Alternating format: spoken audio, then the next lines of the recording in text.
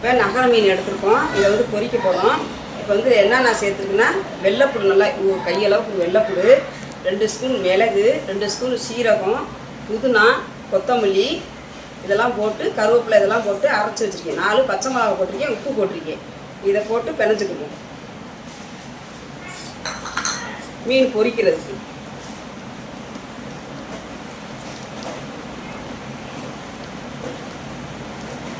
இப்போ தேவையானது கார்ன்ஃப்ளவர் மாவு போட்டுக்குவோம். ஏன்னா ஒட்டாமல் இருக்கிறதுக்காக கார்ன்ஃப்ளவர் மாவு போட்டுக்கணும் தேவையான அளவுக்கு.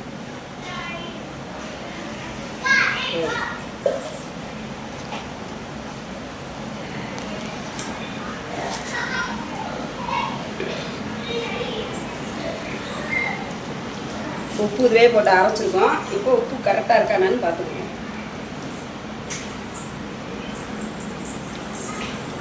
உப்பு கரெக்டாக இருக்குது. கொஞ்சம் நேரம், அரை மணி நேரம் ஊறவும் பொரிச்சிட்டு அடுத்து பார்த்துக்கணும். இந்த அளவுக்கு கரெக்டாச்சு. ஊறட்டும், ஊறவும் பொரிச்சிட்டு பார்த்துக்கணும்.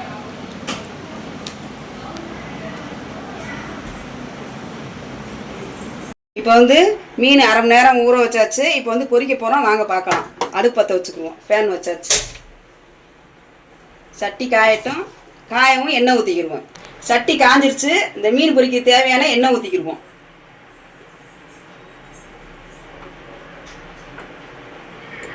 எண்ணெய் ஊற்றியாச்சு. நல்லா எண்ணெய் காயட்டும். காயவும் இந்த மீனை பொரிச்சுக்கிடுவோம். இது என்னென்ன போட்டிருக்கேன்னு சொல்லியிருக்கேன்ல உங்களுக்கு.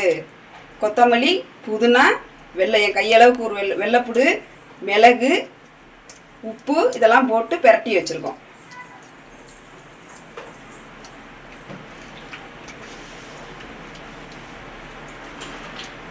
இப்போ சட்டி காயட்டும். நல்லா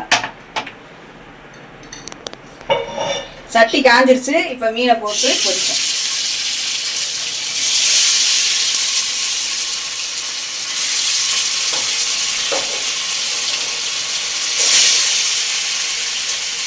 நாங்கள் சின்னமாக போட்டு பொரிச்சுக்கணும். பொரிச்சிட்டு பார்த்துக்கலாம். இப்போ மீனை பூரா நல்லா பொரிச்சாச்சு. இப்போ வந்து அடுப்பை ஆன் பண்ணிவிட்டு அமர்த்திட்டு மீனை பூரா எடுத்துருவோம்.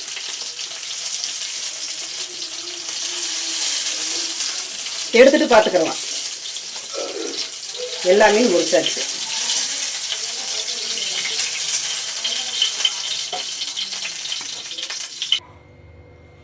இப்போ மீன் பொரிச்சாச்சு.